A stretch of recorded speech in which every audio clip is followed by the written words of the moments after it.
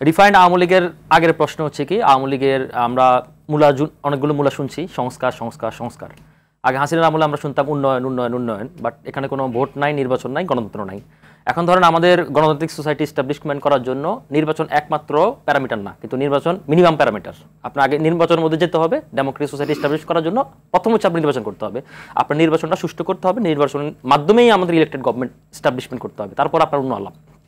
সুতরাং সে আলাপে না গিয়ে আমরা বারবারই শুনছি সংস্কার সংস্কার সংস্কার, এবং সংস্কারের এই তিক্ততা শুনতে শুনতে এখন নতুন শব্দ আসছে রিফাইন আওয়ামী লীগ। এবং আমরা দেখি গত রিফাইন আওয়ামী লীগের চেয়ে বড় প্রশ্ন হচ্ছে কি, গত 7 মাসে আওয়ামী লীগের বিচার করতে না পারার, এখনো পর্যন্ত 8 মাস পরে কোনো সংস্কার উত্থাপন না করতে পারার এবং সংস্কারের কোনো কার্যবিধি না দেখাতে পারার প্রধানতম দায় এই সরকারের এবং এই সরকারের ইনফরমাল সংগঠন এনসিপির।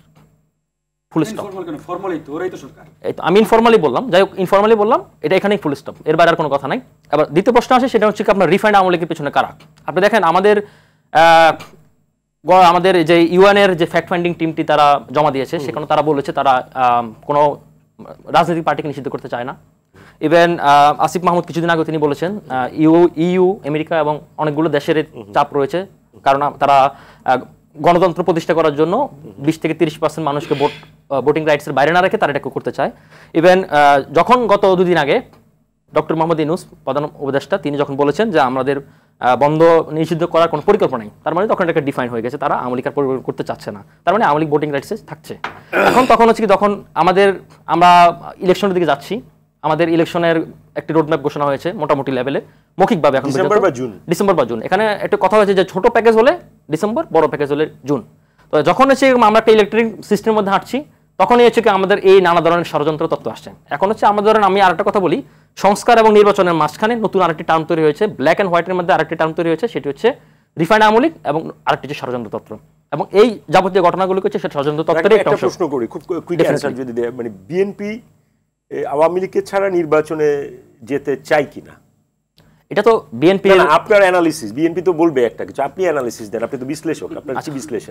আমি সেই প্রসঙ্গে আসছি, আমি এই প্রসঙ্গটা শেষ। ধরেন একটা নির্বাচন যেখানে আওয়ামী লীগ পার্টিসিপেট করছে না, বিএনপি সেই ইলেকশনটা করতে চায় কিনা?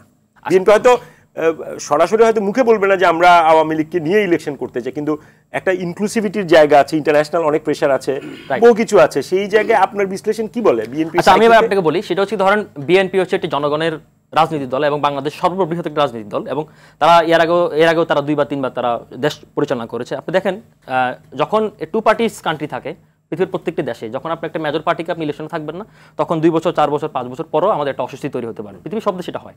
তখন হয় কি, যখন আর যেটা বাস্তব যে প্র্যাকটিক্যাল কথা, সেটা হচ্ছে ধরেন 5ই আগস্টের পরে আওয়ামী লীগের রাজনীতি খতম হয়ে গেছে, আওয়ামী লীগের রাজনীতি কভার হয়ে গেছে, ধরেন আওয়ামী লীগের রাজনীতি এখান থেকে ফেরার এখন সুযোগ নেই। তো সেই জায়গা থেকে ধরেন বিএনপি এই বিষয়ে অবগত।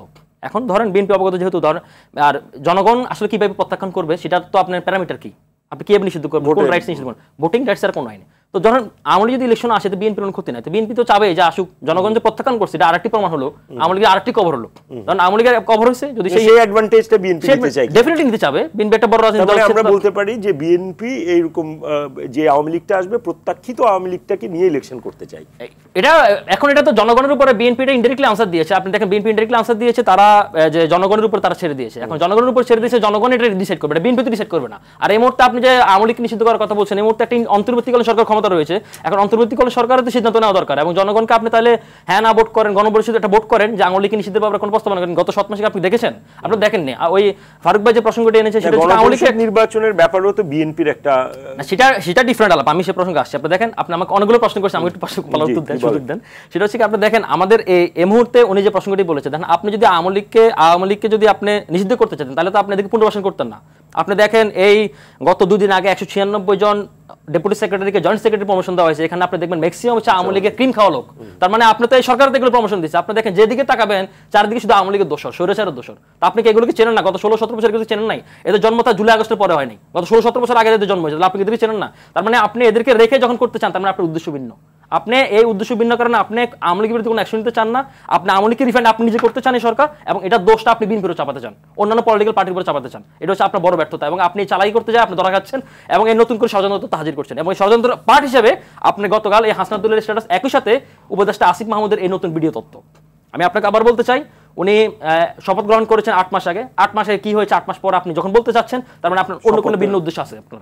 এবং আপনি আমি শেষ করি, এখন হচ্ছে আপনি দেখেন আপনি সরকারে শপথ নিয়ে যখন আপনি গোপনীয়তা রক্ষার স্বার্থে, তো আপনি যখন শপথ গ্রহণ করেন তখন আপনি গোপনীয়তা রক্ষার্থে আপনি শপথ নিয়েছেন, তার মানে 8 মাস পরে আপনি গোপনীয়তা ভঙ্গ করেছেন। এবং আপনি গোপনীয়তা ভঙ্গটা আপনি এখানে থাকতে পারেন না। অলরেডি আপনি এনসিপি গঠন করে আপনি রাজনৈতিক পার্টি কিংস পার্টি গঠন করেছেন, সেখানে আপনার থাকার কোনো ম্যান্ডেট নেই। সেই জায়গা থেকে আপনি আবার গোপনীয়তা রক্ষা করেছেন, সুতরাং গোপনীয়তা ভঙ্গ করেছেন, সেই জায়গা থেকে তো আপনার এখানে থাকার কোনো ম্যান্ডেট নেই। সুতরাং এটা একটা নতুন একটা ষড়যন্ত্র তত্ত্ব। এবং আমাদের যাদেরকে আমরা ইলেকট্রনিক প্রসেসের বাইরে এখানে অনেক অদৃশ্য শক্তির গেম খেলতে যাচ্ছে, তারা তথাকথিত বিপ্লবী সরকার, 111 সরকার কিংবা আরেকটা আর্মি শাসিত মিলিটারি কুচ আছে, এবং যারা এগুলোকে প্রচার করছে, তাদের যে তাত্ত্বিক গুরু, আমাদের যে তাত্ত্বিক গুরু সেই গফুররা, যে তাত্ত্বিক গুরুরা এগুলো প্রচার করতেছে, তাদের কথার সাথে এই আচরণগুলো মিলে যায়। সুতরাং আমরা এটাকে মেটিকুলাসলি বলতে পারি, এটা একটা ডিজাইন আকারে পরিকল্পনা করা হচ্ছে, এবং এটা তো মত দিচ্ছে আমাদের অনেকগুলো বৈদেশিক শক্তি। এই মুহূর্তে আমাদের ইলেকশন ছাড়া কোনো প্রসেস নেই, ইলেকশনের পথে আমাদের হাঁটতে হবে।